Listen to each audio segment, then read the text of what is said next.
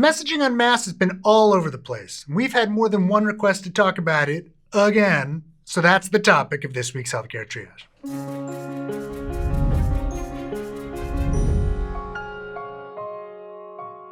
When all of this began, we and others firmly stated that wearing a surgical mask was not the best way to protect the general public from contracting the virus. We stressed other measures, including social distancing and hand washing to keep people safe. At the time, there were fewer cases than today, and we were getting close to locking down. I did more than one interview where I wondered why people were going out anyway, masked or not. They're supposed to be sheltering in place. Still, the overall messaging could have been clearer as we moved along. This has resulted in some misunderstanding and frustration. Public health officials urged people to stop buying masks so that we could preserve them for healthcare workers, which prompted people to ask why healthcare workers needed them if they did not protect the wearer from infection. And of course, they were often talking about N95 masks, not cloth masks, which are recommended today, and we could have done a better job of differentiating between them. In one of our first Q&A episodes, I pointed out that masks protect others from you, not vice versa. This remains true. As Ed Young wrote in April, even if they can't stop viruses from getting in, they can stop viruses from getting out. Indeed, a research article in the New England Journal of Medicine provides a video showing droplets generated by speech with and without a mask, and the difference is striking. We'll link to that in the description. This is especially important for viruses that may infect people days before they cause symptoms, or that have a fairly high rate of asymptomatic infections. The current coronavirus appears to have both of these unfortunate traits. People who feel just fine may be unknowingly spreading virus particles as they go about their daily activities. Even wearing homemade masks can help. Some evidence suggests that items like tea towels and cotton t-shirts can block between 50 and 72% of virus particles emitted via coughs, compared with 89% blocked by a surgical mask. While we could use a lot more evidence on face masks and other coverings, experts tend to agree on a few things. Masks can act as symbols, signaling that we as a society are in this together and taking it seriously.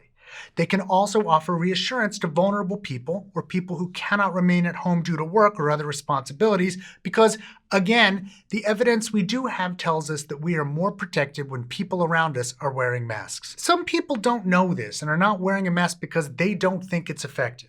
Others seem to know, admitting they don't wear one because it only protects other people. I have to admit that I struggle with this logic. Shouldn't we want to protect other people if there's a chance we could be infected? And if self-benefit is one's top priority, all of us participating in protecting others does end up protecting ourselves because other people wearing masks are doing it to protect us.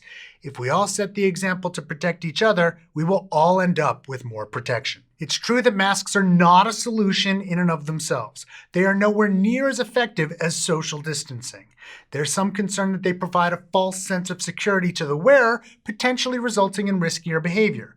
There's also some concern that wearing masks, which are uncomfortable, results in more face touching, which is a problem. Wearing one doesn't give you license to throw social distancing out the window, but it does offer value in terms of risk reduction in situations where a 6-foot distance cannot be maintained.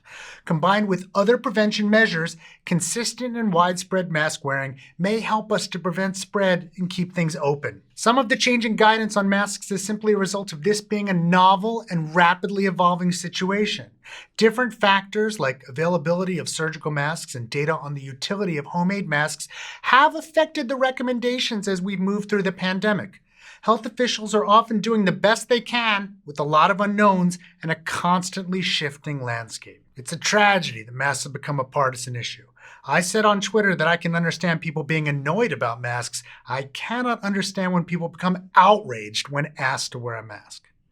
So yes, the messaging on masks could have been better the past few months, but we have more evidence now. If you must be out and about, please wear a mask. Still, don't let the mask make you forget what else is important. Stay home if you're sick.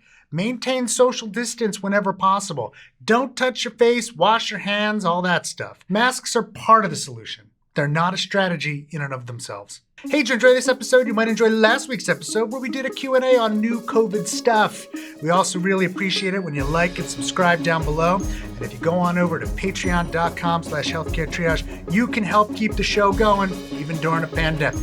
We'd especially like to thank our research associates, James Glasgow, Joe Sevitz, Josh Gister, and Michael Chin, and of course, our Surgeon Admiral Sam.